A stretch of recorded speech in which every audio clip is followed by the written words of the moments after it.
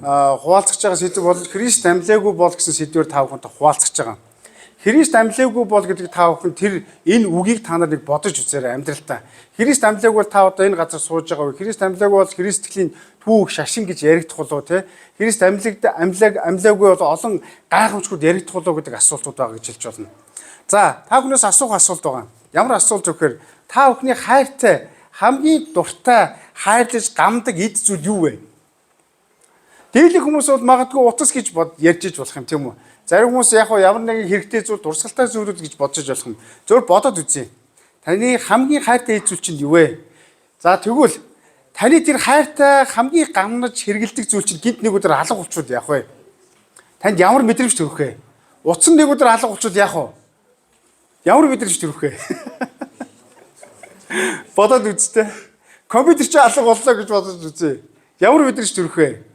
Гониглэн нэстэй. Магадгүй уурлна нэстэй тийм үү? Магадгүй гэрээ буулгах байлгүй те. Эсвэл хавийн амьтныг бужигнуулах байлгүй тийм үү? Ямар ч гэсэн тийм харамсах мэдрэмж төрөх бах. Нэг тийм таатай мэдрэмж бол төрөхгүй нь бол мэдээж асуул тийм үү? Харин тэр зүйл чи гид олдвол та яах вэ? Гид дөнгөж сая алхаж исэн үчиг гид баярлаад гэрэл гээгээ зацраа те. Ёо гэдэг өмнө хэлжсэн үгүүдээ мартаад өмнө хийгчсэн үйлсүүдээ мартаад юм те. Иймэрхүү зүйлүүд бидний амьдралд тохиолдно тийм үү? Тэгээд нөгөө амьгүй зүйлтэйгээ яриаш чи юм одоо хаашаа явчих вэ гэх хүн шиг те. Тиймэрхүү тохиолдол байж болох юм тийм үү? За тэгвэл арай жоохон энэ жишээгээ бид жоохон ингээд лавшруулад үзье. Жоохон хүндрүүлж үзье гэж. Өөрөөр хэлбэл таны хайртай хүн чинь нэг өдөр гинт ингээд нас орчихлаа гэж бодож үзье. Таны яг одоо хайрладаг хүн чинь. Тэгвэл бид нар яах вэ? Шоконд орно. Тэгвэл бид нар яах вэ? Хүнд хэцүү мэдрэмжийг бидний амьдрал дотор харгуулах мэт те утгагүй мэт санагдах болно. Хоосон орох болно тийм үү? Тийм зүйл бодогдсон шүү тийм үү? Бодогдохгүй юу? Таад мэдрэмж байгаа шүү та бүхэнд. Тийм үү? Хайртай хүнээ алдвал харин тэр хүн чинь алдсан хүн чинь гинт ингээд амьлаад босоод зөрвөл яах вэ? Гайхна. За мэдээж бол баярлна тийм үү? Баярлна. Гониглох юм уу? Нэмгс өгчихгүй гэдэг. Тийм юм гэж бичиж байхгүй шүү тийм үү? Бид нар хайртай хүмүүсийг энэ дэлхий дээр маш их алддаг. Бид нар юмтэй нүүр тулдаг. Тэр хүн болгон л яадаг вэ? Унагилдаг. Харин сая манай ундрмаа гिचиг гэрчилснээр бол харин бид нар яг энэ дэлхий дээр одож байгаа хүмүүсийг хараад бид нар яг тэр маань мөнхийн амар тайван, мөнхийн өвчин зовлонгүй тэр тайван амар сайхан газар очиж байна. Тийм учраас баяр хөөртэйгээр магтан дуулдаг. Энэ бол Христ итгэж хүмүүс ялалттай, амьдлалтай хамт байгаа хүмүүсийн онцлог юм а гэж хэлж болно. Тэгээ өнгөрсөн 7 хоногт миний нэг найзын аав нь үүд болсон. Тэгээ тэр нулимсаа барьж ядна ийм хэлсэн. Ийм олон жил би одоо сүмд явчихад олон хүмүүсийг сүм чуулганд яв гэж хэлчихэд өөрийнхөө аавд ерөөсөө хэлээгүй. Зүгээр нэг тоогоогүй. Тэгээ би харамсаад барахгүй юмаа гэд халаглаж ярьсан. Тэгээ түүний нулимс ингээд бүр мэлмэрээд урссан. Тэгээ үргэлжлүүлээд тэгжилсэн. Би одоо хизээч аавтайгаа уулзахгүй. Энэ үгийг хэлэхэд бүр ингээд хоолойж ичрээд нулимс нь хүртэл яг дуурж байгаа юм шиг сонсогдох мэт тэр гоник харамслын өнгө дуухлаа тэр өрөөнд мэдрэгцэн. Би одоо аавтайгаа хизээч уулзахгүй. Бидний амьдралд яг иймэрхүү тохиолдол маш их байна. Би өөрөө сүм чуулганд яваад байдаг. Бидний хайртай хүмүүс маань мөнхийн тэр зам руу явж байгаа юм биш үстэй. Том байж байгаа та бүхэн дараа ярээрэй. Тийм учраас яах ёстой вэ? Тэгээ тэр залуу ихэр татан уйлаад одоо надад ээж байгаа. Би ээжигээ бас алдахыг хүсэхгүй байна гэж. Бидний эрен тойронд айдас, зовлон, үл итгэл, үхэлтэй нүүр тулсан ертөнцид бид нар амьдарч байна. Хүмүүс хэнийг нэг нас барах үед бүх зүйл дууслаа гэж хэлдэг. Энэ үгийг 2000 гаруй жилийн өмнө тэртээ нэгэн хүн ямар ч гин зэмгүй мөртлөө тэгсэг хэрнээ эдгэршгүй өвчнөөс хүмүүсийг эдгээгээ зогсохгүй. Жижигхэн 5 тал 2 загас багдах жижигхэн савнаас 50,000 20,000 хүнийг хоёртоо хооллож гайхамшигтай олон үйлсүүдийг хийгээд тэгээ ямар ч гим нүгэл үйлдэггүй мөртлөө тэр ялтан болж гисгээл болж Ромын хамгийн хүн чидэглийг үрж ямар ч гин нүгэл үйлдэггүй мөртлөө бүх хүмүүсийн нүдний өмнө тэр шийтгэдэж тэгээ зогсоогүй тэр ичгүүр сонжуургүй ялтны тэр дүр төрхийг биедээ өмсөж үүрч эцэст нь загалмаа дээр үхлийг үрсэн. Тэгээ тэр загалмаа дээр бүх шингэнээ алдаад бүх зүйлээ хийсний дараа тэр энэ үгийг хэлсэн. Ингээд үхэл дууслаа, гүйцэллээ гэдэг үгийг хэлсэн байдаг. Гүйцэллээ. Түүнийг загалмаа дээр өөхөх үед хоёр төрлийн хүн байсан. Нэг хэсэг хүмүүс нь түүнийг хараад ялсан гэж бодож ирсэн. Харин нөгөө хэсэг хүмүүс нь хараад ялагдлаа гэж бодож ирсэн. Ялагдлаа. За таах энэ талаар бол нэлээд дэлгүүргүй мэдэн тийм үү? Харин тэр хоёр хүний бодол хандлагаас үл хамааран 3 дахь өдөртөө тэр хэлснээхээ дагуу амилсан байдаг. 3 дахь өдөртөө тэр амилсан байдаг. Тэгээ энэ үгийг тэр амлалтыг тэр зүгээр л чимээгүйгээр бол хийгээгүй. Чимээгүйгээр бол амлаагүй. Тэр яасан бэ? Энэ үхлээ тэр зөвгөнсөөр байсан. Түүний өмнө зогсож байгаа, тэр харж байгаа, яллаж байгаа, ялагдсан гэдэг тэр бодолтой эсэргүүцэж байгаа, шоолж байгаа, цовдол гэж хашгирч байгаа тэр бүх хүмүүсийн өмнө энэ гимгүүлтэй тэгтээ энэ гим нүглийг үүрэх ёстой гэдэг тэр цолж исэн тэр бүх хүмүүсийн өмнө яасан бэ? Тэр би 3 дахь өдөртөө амилна гэдгийг тунгалсаар байсан. Тэгээд тэр бүр хамгийн тод жишээ нь юу гэхээр үйлчлэлийнхаа явцад дундаа хамгийн ойр дотн найзалж нөхөрлөж үе тэдэд очиж хоолож ундалж сэтгэлээ хуваалцдаг гэсэн нэгэн найзыгаа амьлуусныхаа дараа ингэж хэлсэн байдаг. Би бол ам ба амьлалт мөн гэж хэлсэн байдаг. Бүхэлд нь амьлуусны дараа энэ үгийг хэлсний дараа түүний хайртай дагалдаг шин түүний ижийн хүртэл яасан бэ? Хамгийн дотны хүмүүс хүртэл яасан бэ? Хүмүүс яах гэж заавал ингэж үйлээ үзэж ингэж цовдлогдох биштэй гэж нулимсаа урсгаж хашгирч байсан. Зарим хайртай дагалдаг шиг хүртэл зовлон бөгшөд үхэлтэй нүүр тулгууд түүнээс зүхтаж байсан түүхийг бид нар мэднэ. Есүс бол ам ба амьлалт юм аа. Яагаад ам ба амьлалт гэж хэлж байгаа вэ? Түүнд бол ам байгаа. Түүнд харин амьлалт гэдэг нь тэр үхлийг тэр ялах тэр амьлалт нь түүнд байгаа учраас тэр тунхагласан юм аа. Өнөөдөр тэрбум гаруй итгэгчдэр өнөөдөр энэ амьлалтын үн цэнийг гэрчлэн баярлан тэмдэглэн өнгөрүүлж байна. Үүнтэй холбоотой дууг, үүнтэй холбоотой шүлэг найрагдлуудыг хаасаагүй цуурайтуулсаар байна. Үүнтэй холбоотой сайн мэдээ гэрчлэлүүдийг тунхагласаар байна. Тэдний нэг нь бид нар юм аа. Энэ ертөнцийн үг бол үхлээр дууслаа гэж хэлдэг. Энэ ертөнцийн үг бол үхлээр гүйцэллээ гэж хэлдэг. Харин энэ ертөнцийн үг бол хүмүүст харамсал, гашуудал, өрөвдөлтэй байдлуудыг авчирдаг. Харин Христ бол амилсан. Түүний амьдрал бол бидэнд ам ба амьлалтыг өгөхөр ирсэн юм гэж хэлж болно. Тэгвэл Христ итгэлийн түүхэнд Христ итгэлийн үндсэн суурь тулгуур зүйл юу вэ? Өнөөдрийн ишлэлээс харах юм бол ийм байна. Ингэж хэлсэн байна. Учир нь үгсдээс амьлуулагддаггүй бол Христч амьлуулагдаагүй болно. За тэгээд ингэж хэлсэн 19-р бид зөвхөн энэ амьдралынхаа төлөө Христэд найдсан бол бид бүх хүмүүсээс хамгийн өрөвдөлтөө нь болно гэж хэлсэн байгаа. Христ амьлаагүй бол бид нар яах вэ? Шаал дими хоосон өрөвдөлтөө. Түүндээ итгээг бол түүнийг итгэлээр хүлээж аваагүй бол бидний амьдрал гэсэн өнөөдөр хоос юм гэдгийг энд тунхаглаж байгаа юм гэж хэлж байгаа. Христ амьлуулагдаагүй бол бид нар өнөөдөр энд суух уу? Христ амьлуулагдаагүй бол бид нар өнөөдөр бусдын төлөө ээжээ, ааваа, найзаа Христэд ирээч гэж ярихгүй гэж юу? Христ амьлуулагдаагүй бол бид бусдын төлөө, бусдын амьдралын төлөө зүрх сэтгэл төвчээрээ гарахгүй байх гэсэн. Америкийн нэгдсэн улсыг бид нар мэднэ тийм үү? Америкийн нэгдсэн улс дэлхийн христчлийн түүхэнд одоо болтол нөлөөгөө үзүүлсээр байгаа. 60 гаруй хувь Христ итгэгчнэр 300 сая хүмүүсээс одоо болтол Америк улс их оронд улс үндэстнүүдэд үр нөлөөтэй Христ итгэлийн тунгалсаар гэрчилсээр байгаа. Америкчууд үнэнтэй бол түүхэндээ бол маш цөөхөн амьдарч байгаа улс. 500 гаруй жил бий болсон улс. Гэхдээ Америк үндэстэн юунаас бий болсон бэ гэхээр Христийн амьлалтаас бий болсон юм. Христийн амьлалтаас англичуудаас гадуурхтаад амьлалтаас бол тэд гадуурхтаж Америк ТV-г бий болгосон гэж хэлж байна. Өнөөдөр Америк ТV бол хамгийн үр нөлөөтэй итгэл үнэмшлээ одоо болтол 500 жилийн турш тасралтгүй сагсаар байгаа улсуудын нэг маг жилж болно. Өмнө Солонгосыг бид нар мэднэ тийм үү? Өмнө Солонгос бол маш хурдцтай 50 жилийн дотор хөгжсөн улс. Бид нар өмнө Солонгосыг яг одоогоос 50 жилийн өмнө авчрах юм бол түүнд тэр газар тэр айлуудад будаач болтохгүй. Будаага ширхэгчлэн идэж байсан. Тийм ядуу хүнд төгсөлд амьдарч байсан. Харин өнөөдөр өмнө Солонгосыг 20 хүн Христ итгэгчнэр, 50 сая хүмүүсийн 10 сая орчим хувь нь бол Христ итгэгчнэр. Тэд 50 жилийн турш өөрсдийн улсын орны төлөө зүтгэсэн зүйлд нь өнөөдрийн хөгжилд хүргэсэн гэж итгэж болно. Христ амьлаг бол эдгээр зүйлүүд бий болохгүй. Христ амьлаг бол Америкч бий болохгүй.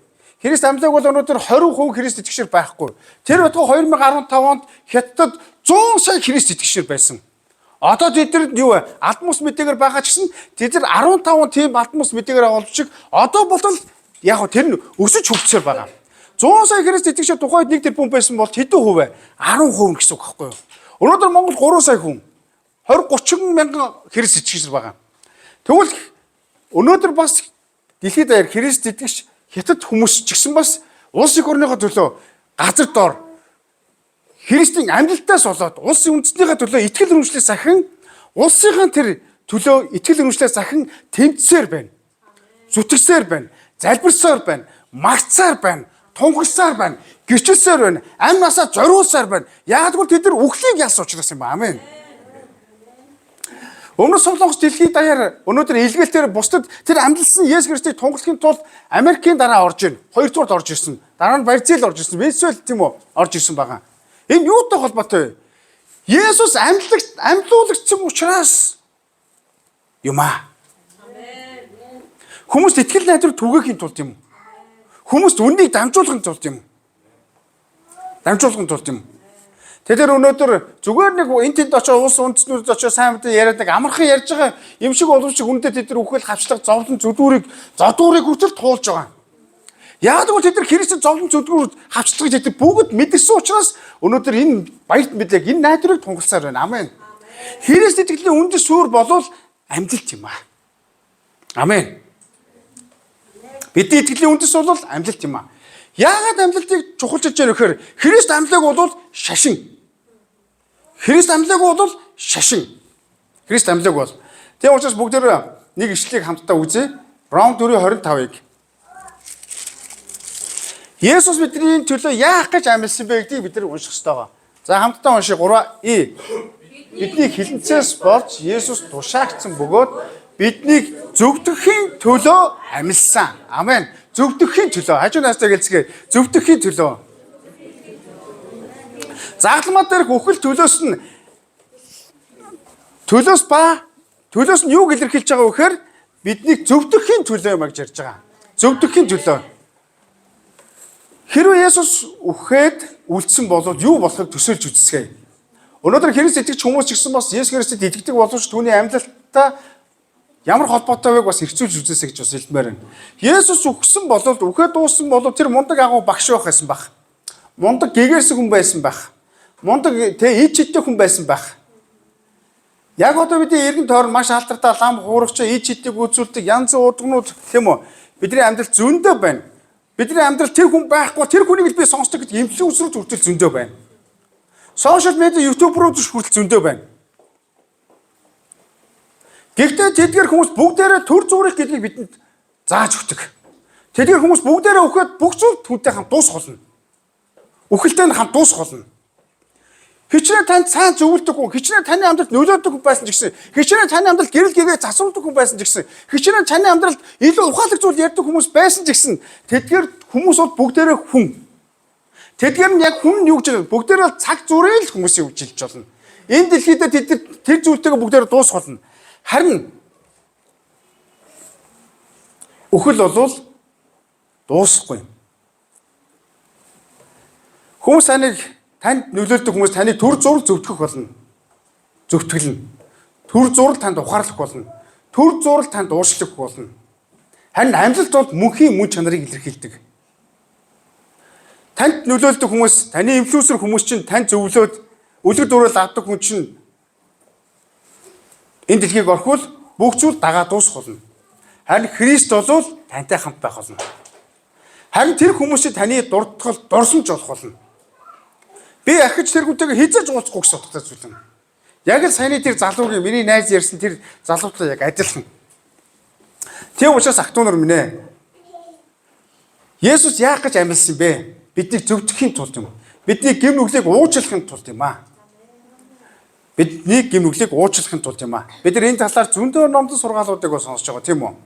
За, хэрэв бидэд амжилт байхгүй бол бидэрт юу үлдэх вэ? Бидэрт хуурвч найдвар, хуурвч итгэлүүд бий болох болно. Бид нар одоо бол амжилтын талаар гүн гүнзгий тунгааж би хэрхэн түүн дотор зөвдөгцлийг ойлгохгүй юм бол би одоо бол бүрэн дуран аврагдаагүй байх уу гэдэг айц байж болох юм. Өнгөрсөн 7 хоногт би нэгэн өсвөрийн хүүхэдтэй уулзсан. Тэгээ тэр охинтой уулзаад юу гэлсэн бэхээр чи одоо ингээд гинт бүхэл хаашаа очих вэ гэж. Тэгсэн тэр охин ингэж хэлсэн. Би бол тамд очих байхаа гэж. Тэгээ би түүнээс чи Есүс Христэд итгэдэг үү гэж асуусан. Тэгээ би Есүс Христэд итгэдэг гэж хэлсэн. Тэгвэл ахын чамаас арай өөр асуулт асууя. Чи Есүс Христ итгэдэг юм бол чи энэ дэлхийг орхиод үхээд Тэнгэр усад очиод Есүстэй уулзах гэсэн чинь Есүс байхгүй бол яах вэ? Амьдсан Есүс байхгүй бол яах вэ гэдэг асуултыг асуусан. Харин тэр охин итгэлтэйгээр надад маш сонир хариултыг хэлсэн. Юу гэхээр Есүс байхгүй байна гэж байхгүй. Есүс байгаа. Тэгээ би түүн зөвлөгөө өгсөн. Тэр амьдсан учраас байгаа. Тэр амьдсан учраас байгаа. Амен. Тэгээд яасан бэ? Чиний тамд очих хэмжээний тэр буруутгал, өвдөн шаналл, тэгээ чиний зовоож байгаа энэ өвчнүүдийн чинь төлөө тэр загалмаад бүх зүйлийг үүсэ гэж хэлсэн. Амен. Өнөөдөр бид нар ч бас Есүс Христийн амьдлалтанд ийм найдварыг тээж амьдрах ёстой.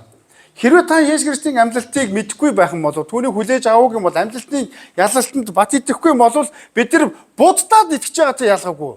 Мухаммедд итгэж байгаатай ялгаагүй. Бид нар алдартай күнжид итгэж байгаатай ялгаагүй. Эсвэл хэнийг итгэж байгаатай ялгаагүй гэсэн утгатай зүйл юм. Хэрвээ бид нар түүний амьдлалтанд итгэхгүй юм бол тэр амьдлал юу вэ? Бидэд уучлалыг аваагүй гэсэн утгатай зүйл юм. Уучлал нь юу вэ? Хангалттай биш гэсэн утгатай зүйл юм. Христ амьлаагүй бол бид нар ууршигтаагүй гэсэн утгатай зүйл юм.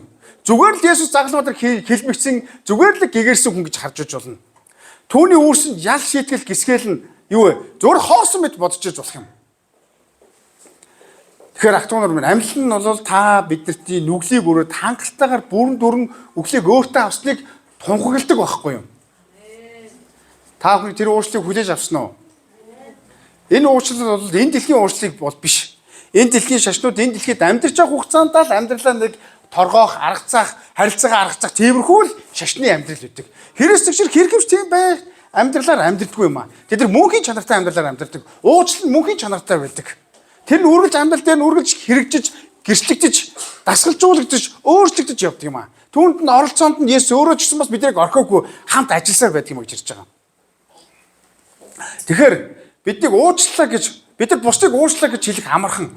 Гэхдээ түүнийг биеэрээ харуулах, биеэрээ үзүүлэх, амьдралаараа харуулна гэдэг нь бол тийм амаргүй зүйл юм. Харин Есүс бидэнд харуулсан. Тэр амьдлаараа дамжуулаад зөвтгөлийг өгөөд бидэнд харуулсан гэж хэлж болно. Амьдлал авахгүй бид нар бас ирээдүй байхгүй. Амьлаг бол ирээдүй байхгүй. Хэрвээ Есүс Христ амьлаагүй болоод байна штэ. Сайн хараараа. Есүс Христ үхээс өмнөх хийсэн зүйлсүүдийг бодоорой. Яг л тийм амьдралаар бид нар амьдрах. Зөвхөн энэ амьдралаа сайжруулах төлөө сүнд явна. Энэ амьдралаа сайжруулах төлөө цуглаанд явна. Амьдралдаа тийм гоё гэрэл гээгээтэй сайн хүмүүстэй нөхөрлөхийн төлөө би нэг өөрөөрөө хамгаалагчсан, өрөөлд хамгаалагчсан тийм л оршууд дотор явна гэж ярьж байгаа.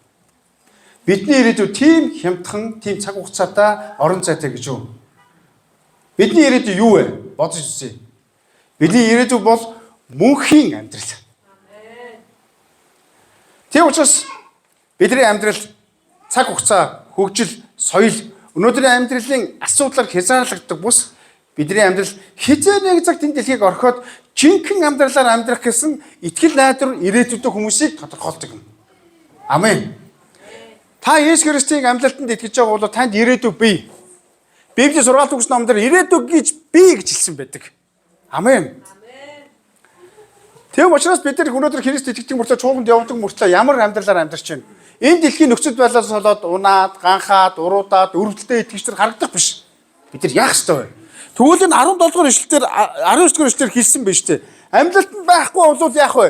Яг өрөвдөлтөд итгэгчдэртэй адилхан шүү дээ гэж ярьж байгаа. Бид нар харин өдрөөс өдөр баяр хөөр дотор, өдрөөс өдөр Христ дотор амьдрах, өдрөөс өдөр өөрөө өөрийгөө өрөөлийг ялах тийм амьдралаар амьдрах хэрэгтэй.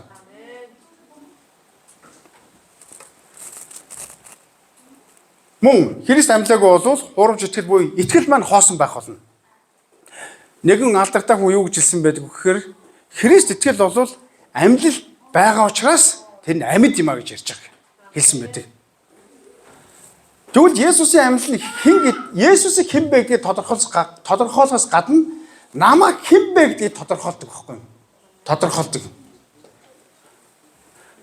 Та нар хараараа Есүсийг загалмаа дээр өгөхөд хайртай дагалдагч нарын итгэл нь бас хамт өгсөн, дууссан, зогссон. Тэгээд эдгээр хүмүүсээс зугтсан, нуугдсан, ичсэн.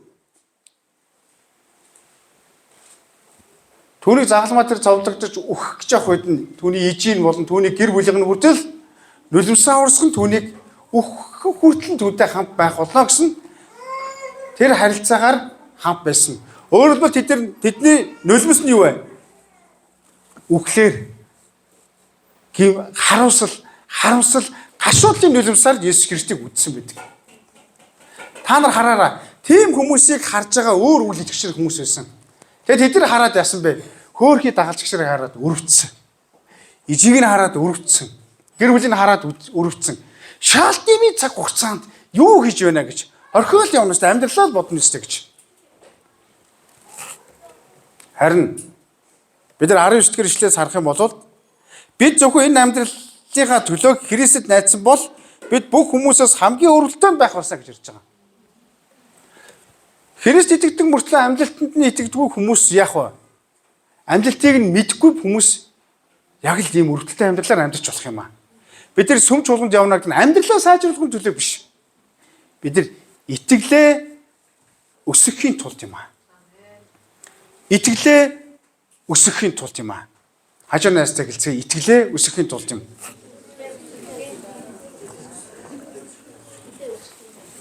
Харин Христийн дагалдагчид загалмаа дээр Есүс Христийг үхөхүүд зарим нь уруу шарваад яасан бэ? Холдсон байдаг тийм үү? За, гэхдээ бид нар сайн мэдээ байгаа. Юу вэ гэхээр Христ амьлсан. За бүгдээрээ Ром 6-гийн 9 илчилт ном 1:18-ыг уншъя. Хамтдаа уншъя. Христ үхсдээс амьлуулагдсан тул дахиж хизээж үхэхгүйг бид мэднэ. Үхлэн цаашид түүнийг захирахгүй. Дахиад үргэлжлүүлээд уншъя.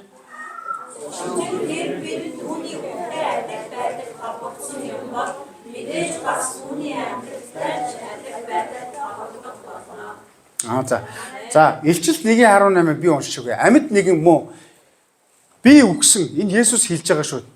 Би үгсэн байсан. Гэвч харах тун би үеийн үед амьд бөгөөд надад үхлийн ба үхсдийн орны түлхүү би гэж хэлсэн байна. Энэ үгийг хэн хэлсэн бэ? Амьсан мөнхөд оршигч Есүс өөрөө хэлсэн үг байна. Амен. Тэгвэл үхэл биднийг үргэлж айлгадаг. Үхэл хүн төрөлхтний том айдас. Тэр үхлийг, тэр айцыг устгах ганцхан арга бол Есүс Христийн амьдлалтай нэгдэх явдал юм. Тэр үхлийг ялан дээсэн юм. Тэр үхлийг ялсан. Тэр амьдлалтаараа бидэнд үзүүлсэн. Хүн төрөлхтөн мөнх амьдрал байгаа гэдгийг мэддэг хэрнээ шашнаар дамжуулан ойлгохыг хүсдэг. Уг нь бол Христ итгэл болон шашин гэдэг категорид бол ордгүй юм. Шинжлэх ухаан болон улс төр эрдэмтэд бол шашны категорид зориудаар тэмдэглэсэн байдаг. Харин Христ итгэл бол үндэ юу вэ? Христ итгэгч нар. Бид нар Паулын тухай түүхийг мэднэ тийм үү? Үүс 20 дугаар 26 дугаар ишлэлээр Паул хаант тийм үү? Сайн мэд ярих. Чи намайг Христийнхэнд болгоч штэ. Чи намайг Христ итгэгчд болгох штэ гэж хэлсэн байдаг. Бид нар бол Христ итгэгч хүмүүс. Амен. Есүс бол амьд оршигч нэг юм аа. Тэрээр амьлсан одоо Бурхны баруунгаар заларч яг уу. Тэр цаг хугацааг хязгааргүй орон зайд юу тэнгэр дэлхийг дүүргэн мэдний дунд оршиж байгаа гэж хэлж байна. Тэгэхээр анхаарах ёстой зүйл нь хүн бүр тогтоогдсон цаг хугацаагаар энэ дэлхийгээс одох болно. Хүссэн хүсээгүй Есүсийн өмнө очих болно. Есүс юм очих болно. Тэгээд түүнийг нь очиж эсэргүүцсэн, зугтсан, амлалтанд итгээгүй, эсвэл яг уу одоо шантарсан, эсэргүүцсэн тэр хүмүүс нь яг уу Есүс Христийн өмнө очиод чиний төлөө би бүгдийг хийсэн шүү дээ гэд тэр үгийг сонсоод мөнхийн өхөл рүү явж болно. Харин итгэлээр хүлээж авсан бүх хүмүүс сайн сайхнаа хүртэх болно. Харин үгүйсгсэн татгалцсан хүмүүс харин юу вэ? Энэ сайн мэдээ яг одоо таны өмнө ирсэн байна. Есүс Христ үхээд амьдсныг нэг тийм чухал гүнзгий шийдлэг ухаанчаар ирэхгүй философи энэ дэлхийн Google-ээр тайлбараар хаах шаардлага байхгүй. Бурхны үг маш тодорхой байна. Амьдсан гэж хэлсэн. Матай 28:6-д юу гэж хэлсэн бэ? Тэр хэлснийгээ дагуу амьдсан гэж хэлсэн байдаг шүү дээ. Амен. Амьдсан гэж хэлсэн байдаг. Тэгвэл Христийн амьдлалд үхэл амьдлалтанд итгэсэн хүмүүс бүгдээрээ яг нь Тэнгэр улсад мөнхийн тэр жаргалтай улсад амьдрах болно. Тийм учраас итгэл найдвар танд бий шүү. Есүс л бол цорын ганц аврагч. Ийм яриа байгаа. Буддаа болвол үхсэн, нас барсан, Мухаммед бас нас барсан, Күүнз бас нас барсан. Бусад хуврагууд гэх юм уу алдагтнууд ч гэсэн бас бүгдээрээ нас барсан. Илүү тэгвэл танд нэг зүйлийг ярьж өгье. Паул ч гэсэн нас барсан. Дагалдагчид бүгдээрээ нас барсан. Есүс амьдсан. Есүс аврагч. Амен. Тийм учраас бид нар модель хайх хүнийг Есүс болгоцдог гэсэн үг байхгүй. Есүс л намайг аврагч гэж ярьж байгаа. Тийм учраас итгэлийн хүмүүс юу вэ? Би тэр хүний даганд ороодаг, би тэр хүний нөлөөлдөг, тэр хүн надад тусалдаг, тэр хүн гоё юм ярьдаг гэдгээс илүүгээр Есүс бол таны аврагч юм аа. Тэр аврагчийг юу зөвлөдөг, тайлбарлуулдаг, биений талд тэр намайг хизээж орохгүй, хизээж хаяхгүй тэр амлалтынхаа дагуу яг одоо нутгалж байгаа гэж хэлж болно. Харин Күүнзийн булш, Буддагийн булш, бүгднгийнх нь булшууд яасан бэ? Яг одоо болтол байгаа. Есүсийн булш хоосон. Энэ бол бидний амьдралын баярт мэдээ юм гэж ярьж байгаа. Тэр үхлийг алсан учраас тэр хоосон юм аа. Есүс одоо таны дотор ажилласаар байгаа. Харин үхсэн хүмүүсийн буус бүхэн цогцсон одоо болоод тэндээ байсаар байгаа гэж хэлж байна. Харин Есүс хоосон байна гэдэг нь юу вэ? Тэр одоо амьд байгаа. Амьд оршиж гэдгийг саяны илчилт ном дээр дурдсан биш юм. Амьд нэг нь би байна гэж хэлсэн байгаа. Үеийн үед гэсэн. Надад үхлийг бол өгчтэй орны түлхүүр надад байгаа гэж хэлсэн байгаа. Амен. Энэ бол тэгвэл амьдлын баяр нь зүгээр чуулганд явдаг итгэгчдийн аврагцсан хүмүүсийн баяр бол биш юм аа. Энэ хүмүүс энэ Есүс Христ итгэдэг энэ хүмүүсийн баяр гэж хүмүүс бодож байгаа. Oh no. Бүх хүмүүсийн баяр, хүн төрлөختний баяр. Энэ зурж байгаа нэлхсуудын баяр бол өнөөдөр юм аа гэж хэлж байна. Амен. Итгэгчтэй хандаж хэлэхэд өнөөдөр бол ялалтын өдөр шүү. Өнөөдөр бол талархлын өдөр шүү. Тэгэхээр өнөөдөр ганцхан талархлын өдөр биш. Есүс Христ уулзах хүртэл талархлаа битгий алдаарай. Есүс Христ уулзах хүртэл ялалтаа битгий алдаарай. Христийн амьдлалд бол бид нар шинэ амьдралыг өгсөн. За бүгдээр Ром 6-гийн 5-ыг үзье. За хамтаа уншия. Учир нь бид түүний үхэлтэй хамт холбогдсон юм бол мэдээж бас түүний амьдлалтай ч адил холбогдох болно гэж хэлсэн. Амен. Тийм учраас Христ итгэл бол юу вэ гэхээр би Христэд итгэдэг гэдээ амьддаг хүмүүсийг бол хилдэггүй юм. Би Христ хөө, би цуглаанд явдаг хөө, би тийм газар ажилладаг Христ хүн гэж ярьдаг хүнийг бол хилдэг биш. Энэ бол мэдлэгтэй хүмүүс гэж хэлж болно. Мэдлэгтэй хүмүүс гэж хэлж болно. Харин Христэд итгэдэг хүмүүсийн амьдлалтанд итгэсэн хүмүүс бол юу вэ? Амьдралаа өөрчлөх хэмжээний өөрчлөгдсөн хүнийг хэлж байгаа гэж хэлж болно. Би Есүс Христэд итгэдэг хүмүүсийн дараа ингэж хэлдэг. Чи Есүс Христэд итгэсэн дараа чиний амьдрал чинь өөрчлөгдөхгүй. Чиний найс нөхөдчиг хэвээрээ, орчин нөхцөлчиг хэвээрээ, улс соёл бүгдээрээ хэвээрээ, хөгжил цэцгэл бүгдээрээ хэвээрээ. Харин чиний дотор өөрчлөлтүүд явагдах болно гэж ярьж байгаа. Амен. Чиний дотор өөрчлөлтүүд явагсаар хүмүүс эзнийг дуудах болно. Амен. Тэгвэл өнөөдөр Чингис энд газар сууж байгаа гэдэг нь юу хэлж байгаа вэ? Хүүхдүүдээ аваараа. Энэ Чингис энд зогсож байна гэдэг нь юу вэ? Манайха Чингис энд зогсож байна гэдэг нь юу хэлж байгаа вэ? Христийн амьлтаас болоод Хэн нэгэн хүн Христийн амьдлыг надад гэрчилснээс болоод хэн нэгэн хүний өөрчлөлт надад дамжуулагчнаас болоод яасан бэ? Тэр ерөөлийн суг болоод би зогсож байгаа байхгүй дээ. Өөрөөр та нар ч тийм байгаа шүү дээ, тийм үү? Та нар хэн нэгэн бурхны хайр амьдлал байх учраас та нар чуулганаас холдоод унах бүдрэх асуудалтай босон ч гэсэн гэрүүд гутгалцсан ч гэсэн Христийн амьдлал тэр өөрчлөлтөд таны дор эрен тойронд тэр хүмүүс байгаа учраас өнөөдөр бид нар хамтдаа байгаа юм гэж ярьж байгаа. Амен. Харин энэ дэлхийн хүмүүс өөрсдөө боддог хүмүүс юм гэж ярьж байгаа. Тийм учраас Христийн амьдлал бид нар шинэ амьдралыг өдөр бүр тунхаглаж өгдөг. Энэ амьдралтаа тунгалж өгдөг. Өмнө бид нар нүглийн бол байсан бол өнөөдөр бид нар Христийн Бурхны хүүхэд болсон.